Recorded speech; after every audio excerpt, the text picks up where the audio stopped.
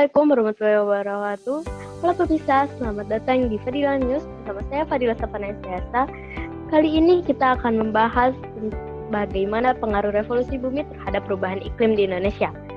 Nah, sebelum kita bahas lebih jauh, kita akan bahas dulu apa itu revolusi bumi.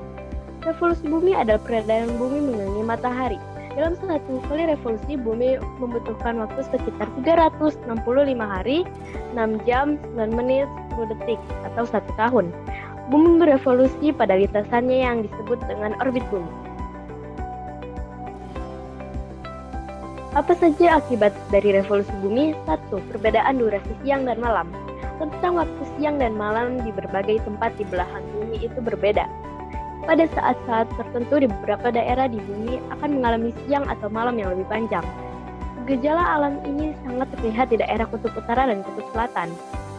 Di kedua kutub tersebut, waktu malam dan hari dan siang harinya bisa terjadi selama 24 jam. Ini disebabkan oleh revolusi dan kemiringan sumbu bumi terhadap bidang ekliptika. Pada beberapa kondisi Indonesia yang berada di garis khatulistiwa, matahari tampak tepat di atas kepala. 2. Gerak semu tahunan matahari. Gerak semu tahunan matahari adalah gerak berubahnya posisi matahari sepanjang tahun. Selain berevolusi, bumi juga berotasi. Sumbu rotasi bumi tidak sejajar dengan sumbu revolusi. Sumbu bumi yang miring 23,5 derajat membuat matahari tidak selalu terlihat di atas khatulistiwa, tetapi tampak berada di utara atau selatan bumi. Gerak revolusi bumi dengan sumbu rotasi yang miring mengakibatkan matahari seolah-olah bergeser. 3. Perubahan musim. Revolusi bumi menyebabkan terjadinya perbedaan musim. Perbedaan intensitas penyinaran matahari yang diakibatkan oleh gerak semuanya dan menyebabkan perbedaan musim di berbagai wilayah bumi. Bumi bagian utara dan selatan mengalami 4 musim, yaitu musim panas, musim gugur, musim dingin, dan musim kemarau yang terjadi di bulan-bulan tertentu. Sementara daerah yang berada di garis khatulistiwa di Indonesia hanya memiliki 2 musim, yaitu musim hujan dan musim kemarau. 4. Gerhana bulan dan gerhana matahari. Revolusi bumi juga mengakibatkan terjadinya gerhana bulan dan gerhana matahari. Ukuran bumi jauh lebih kecil dibandingkan matahari. Ketika matahari, bumi, dan bulan sejajar posisinya, bayangan inti bumi akan berbentuk kerucut. Wilayah yang berada di bayangan bumi menjadi sangat gelap. Fenomena tersebut adalah fenomena gerhana bulan.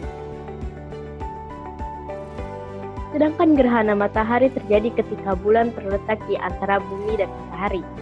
Ukuran bulan memang lebih kecil daripada matahari, namun jarak bumi dan matahari lebih jauh daripada jarak bulan dan bumi. Posisi ini membuat bulan dapat menutupi sebagian seluruh cahaya matahari. Gerhana matahari terbagi menjadi 4, yaitu gerhana matahari total,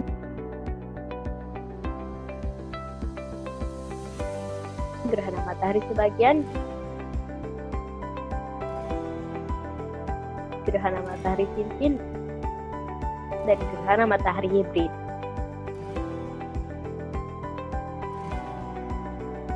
5. Ditetapkannya kalender Masehi.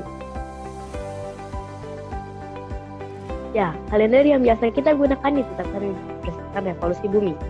Itu tadi 5 pengaruh revolusi bumi. Kita bisa merasakan perubahan siang dan malam.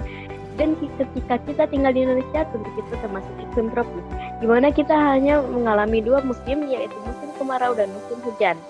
Selain itu, pada beberapa waktu kita juga mengalami fenomena gerhana bulan dan gerhana matahari.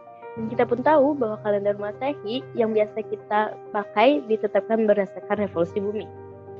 Nah, itu pemirsa yang bisa saya sampaikan tentang revolusi bumi. Semoga dapat menambah pengetahuan kita tentang bumi ini. Terima kasih, saya Fadila Sapana Estiasa, pamit undur diri. Wassalamualaikum warahmatullahi wabarakatuh.